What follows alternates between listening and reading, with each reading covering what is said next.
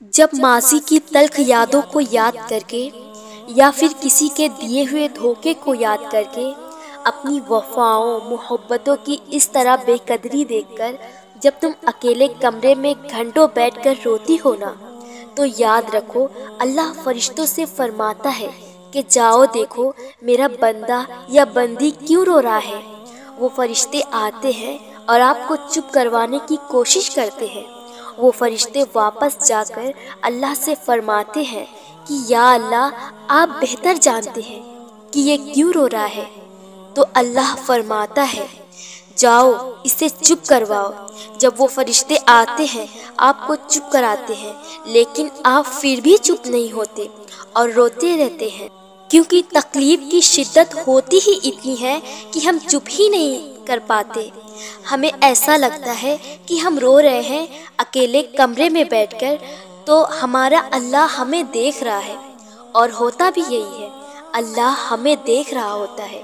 وہ فرشتے واپس اللہ کی طرف جاتے ہیں کہ اللہ آپ کا بندہ بہت زیادہ رو رہا ہے، آپ کی بندی بہت زیادہ رو رہی ہے اور یہ چپ نہیں کر رہے۔ تو اللہ تعالیٰ فرماتا ہے فرشتوں سے کہ اے فرشتوں یاد رکھنا، جس چیز نے اسے تکلیف دی ہے یا جس چیز کی وجہ سے یہ اتنی تکلیف میں ہے اور رو رہی ہے، مجھے میری عزت و جلال کی قسم میں اسے اتنا دوں گا کہ یہ ساری تکلیفیں بھول جائے گی۔ آپ اللہ کی نظر میں ہیں۔ جب آپ کی امیدوں کو کوئی توڑ کر چلا جاتا ہے نا، تو آپ مت سوچا کریں کہ کسی نے نہیں دیکھا یا پھر کسی نے حساب نہیں رکھا۔ اللہ نے حساب رکھا ہے۔ آپ کو اس ٹائم لگ رہا ہوتا ہے کہ اب تو زندگی بس یہیں پر ختم ہو گئی، کیونکہ آپ نے ساری امیدیں، محبتیں، وفائیں ایک انسان پر نچھاور کی ہوتی ہے اور اس انسان کو ہی اپنی زندگی مان کر بیٹھے ہوتے ہیں کہ یہ انسان ہے تو ہم ہیں، یہ نہیں تو ہم نہیں۔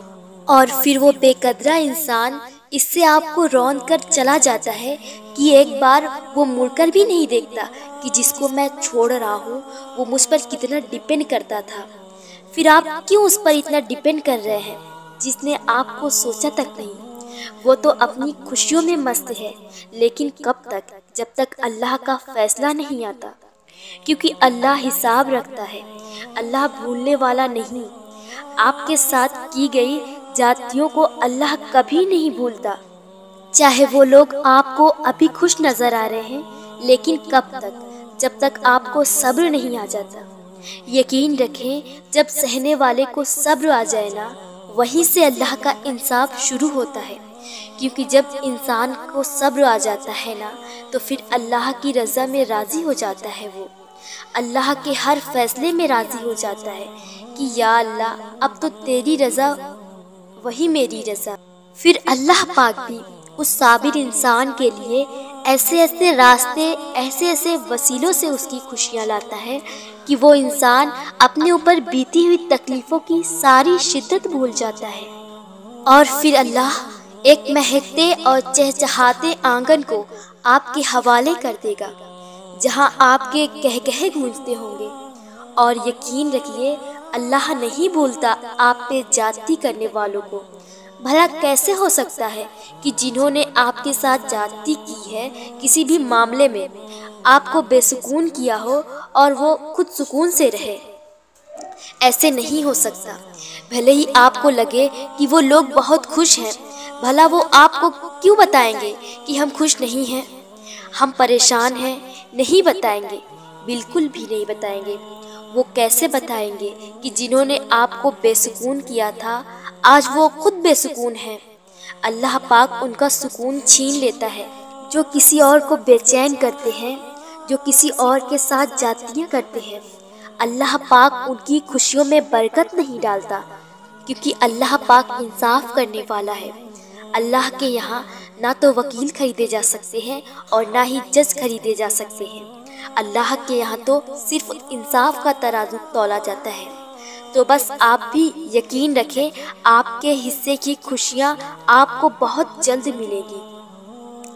جب اللہ نے فرمایا ہے کہ میں دوں گا اپنے بندے کو کہ وہ اپنے اوپر بیتی ہوئی ہر تکلیف کی شدت کو بھول جائے گا، تو پھر آپ کیوں اداس ہیں؟